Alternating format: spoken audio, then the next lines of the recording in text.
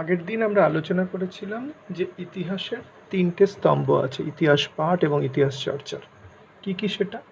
এক, আমরা আলোচনা করেছিলাম স্থান চেতনা, যে কোনো ঐতিহাসিক ঘটনা একটা স্থানে ঘটে।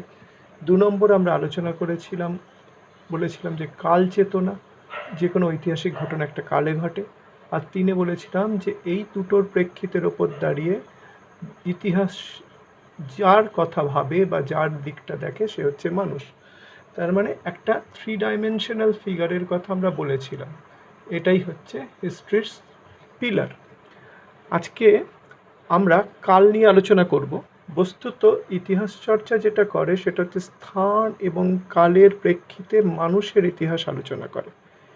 আগের দিন আমরা স্থান দেখেছি, আমরা পরের দিন মানুষ দেখব। আজকে আমরা কাল চেতনা নিয়ে আলোচনা করব। কাল মানে হচ্ছে টাইম সেন্স ইন হিস্ট্রি। এটা করতে গিয়ে আমাদের একটু জ্যামিতিক ধারণা আনতে হবে। আমরা একটা প্রবাদ বারে বারে বলি, ইতিহাসের পুনরাবৃত্তি, ইংরেজিতে বলি হিস্ট্রি রিপিটস ইটসেলফ। কথাটা কি? হিস্ট্রি রিপিটস ইটসেলফ মানে হচ্ছে ইতিহাসে একই ঘটনা বারবার ঘটে।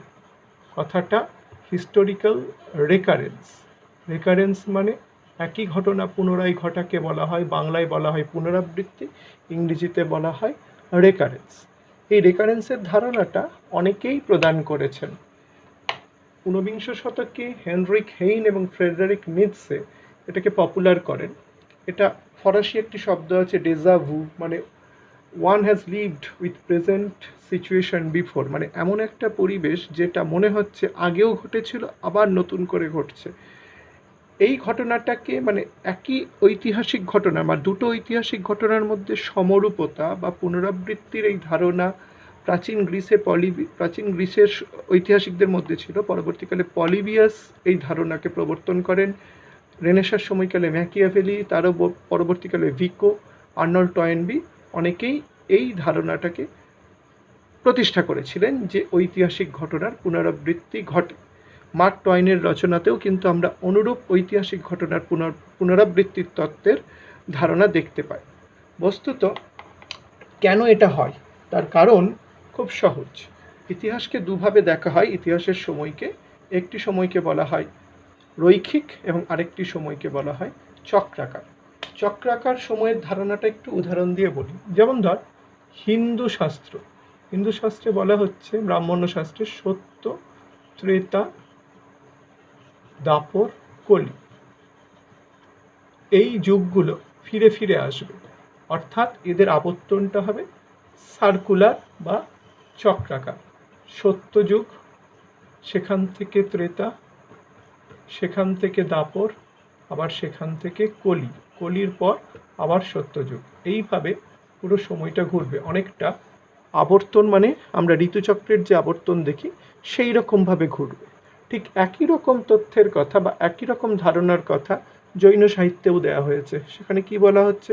প্রথমে ছিল সুষম যুগ, অর্থাৎ যে যুগে সব কিছুই সব ভালো। তারপরে অবসর্পিণী, মানে একটা ডাউনওয়ার্ড ট্রেন্ড দেখা যায়। কি আসে? প্রথমে আসে সুষমের পর সুষম, তারপর কি? তারপর আসে দুষম, তারপর কি? তারপর আসে সুষম যুগ।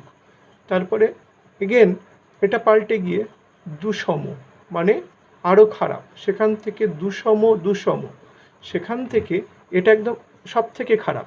এরপর থেকে উৎসর্পিণী, মানে এতদিন খারাপের দিকে গেছিল আবার ভালোর দিকে যাবে, সেই যুগের সূচনা হয়ে এইখানে চলে আসছে প্রথমেই আবার যেটাতে ছিল, অর্থাৎ সুষম যুগে। অর্থাৎ এটাও একটা চক্রাকার আবর্তনের কথা বলা হচ্ছে। মধ্যযুগের ইতিহাস লিখেছিলেন খলদুন।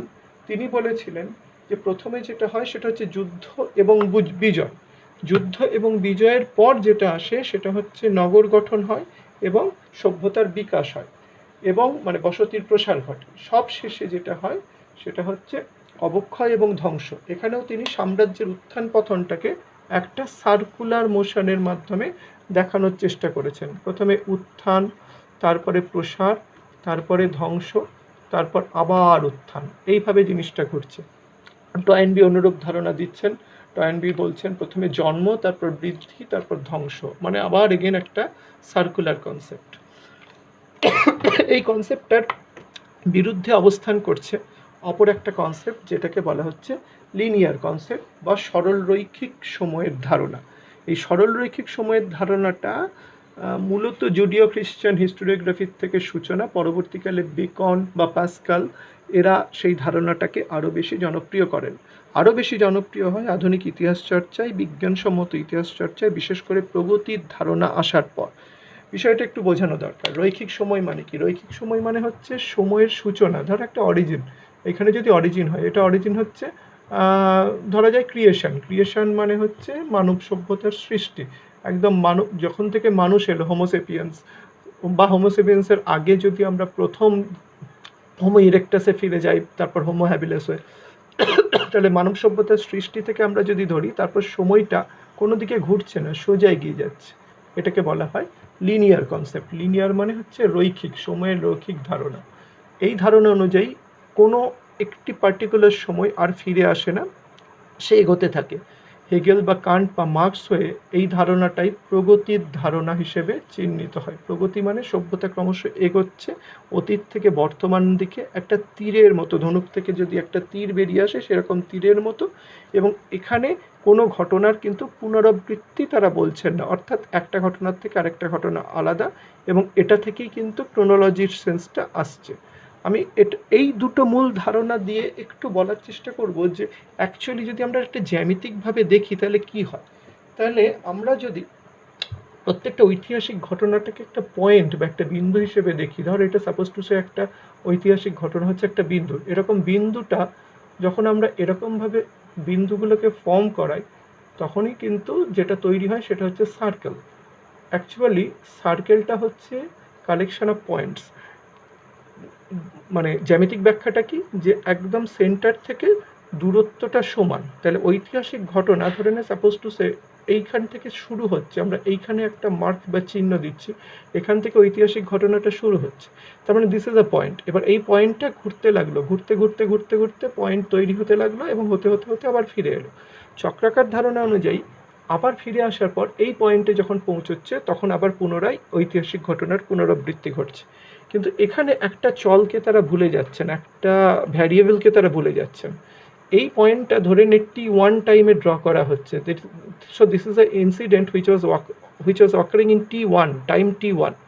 নাও যখন এটা আমরা ফিরে এলাম, ফিরে আসার পর একটা প্রচুর সময় অতিক্রম করার পর কিন্তু এখানে আমরা ফিরে আসছি, তখন কিন্তু সেটা T1 না, সেটা কিন্তু T2 হয়ে যাচ্ছে। ফলে এই ঘটনাটার মধ্যে যতটাই সমরূপতা থাকুক না কেন, সাদৃশ্য থাকুক না কেন, এটা কিন্তু পাল্টে যাচ্ছে সময়ের নিরিখে। ফলে দুটো ঘটনা কখনোই এক হতে পারে না। ফলে সভ্যতার উত্থান এবং পতন, মৌর্যর পর গুপ্ত আসছে, দুটো সভ্যতা কি এক, চরিত্রগত দিক দিয়ে কিন্তু সেটা ডিফারেন্ট। ফলে এই যে থিওরিটা কিন্তু বর্তমানে ডিসকার্ডেড হয়ে যাচ্ছে। ডিসকার্ডেড হয়ে যে থিওরিটা আসছে সেটাও কিন্তু ওই পয়েন্টেরই, এবং একইভাবে আমরা পয়েন্টটাকে ড্র করছি এরকমভাবে ঐতিহাসিক ঘটনাগুলোকে, কিন্তু সেটা ক্রমশ এগোতে থাকছে, চলতে থাকছে। এটাই হচ্ছে লিনিয়ার টাইম স্প্যান। এবং লিনিয়ার টাইম স্প্যানের একটা বৈশিষ্ট্য হচ্ছে এর ওপরেই দাঁড়িয়ে আছে ক্রোনোলজিক্যাল সেন্সটা। এটা উদাহরণ দিলেই ব্যাপারটা বোঝা যাবে। সাপোজ টু সে আমি বাংলার ইতিহাস লিখছি অষ্টাদশ শতকের। বাংলার ইতিহাস যদি অষ্টাদশ শতকে লিখতে হয়, তাহলে প্রথমে 1717 ফারুকশিয়ারের ফরমান, এর একটা গুরুত্ব আছে। এগেন তারপর 1757 পলাশির যুদ্ধ, এটার একটা গুরুত্ব আছে। দেন 1764 বক্সারের একটা গুরুত্ব আছে, 1765 দেওয়ানি লাভের গুরুত্ব আছে, এবং সেখান থেকে শুরু করে দ্বৈত শাসন ব্যবস্থা হয়ে আমরা যদি 1793 দেখি চিরস্থায়ী বন্দোবস্ত প্রবর্তন, তার একটা গুরুত্ব আছে। এখানে কিন্তু পুরো বিষয়টা লিনিয়ার হচ্ছে মানে এটা কিন্তু ক্রোনোলজিক্যালি আমরা এগোচ্ছি, যেটাকে আমরা কালানুক্রম বলি। কালানুক্রম মানে আগের ঘটনা আগে, পরের ঘটনা পরে। এটার মধ্যে ঐতিহাসিক ঘটনার যে কার্যকরণের সূত্র, তাও কিন্তু অনুসন্ধান করা সম্ভব হয়, যেটা কোনো মতেই চক্রাকার নিয়মে সম্ভব নয়। ফলে স্বাভাবিকভাবেই কালানুক্রমের ধারণা, মানে প্রথমত বলি যে ইতিহাসের অনেক লয়ের কথা অনেকেই বলেছেন, সেরকম দুটো খুব গুরুত্বপূর্ণ ল বা নীতি হচ্ছে law of continuity and law of change. দুটোর সঙ্গেই কিন্তু কালানুক্রমের ঘটনাটা জড়িয়ে আছে। কালানুক্রমের অনুসরণ না করলে ইতিহাস হয় না। সাপোজ টু সে কেউ যদি একজন প্রাচীন ভারতের ইতিহাস লিখছে, সে আগে যদি হর্ষবর্ধনের কথা বলে তারপর যদি সে সমুদ্রগুপ্তের কথা বলে, তারপর যদি সে অশোকের সময়কালকে তুলে ধরে, তাহলে কি হচ্ছে, কেওটিক একটা সিচুয়েশন হচ্ছে। কারণ হিসেব মতো 236 খ্রিস্টপূর্ব 269 থেকে 236 এটা হচ্ছে অশোকের সময়কাল BCE। তারপর সমুদ্রগুপ্তের সময়কাল 335 খ্রিস্টাব্দ থেকে 375 খ্রিস্টাব্দ। তারপর হর্ষবর্ধনের সময়কাল 606 থেকে 648 খ্রিস্টাব্দ CE।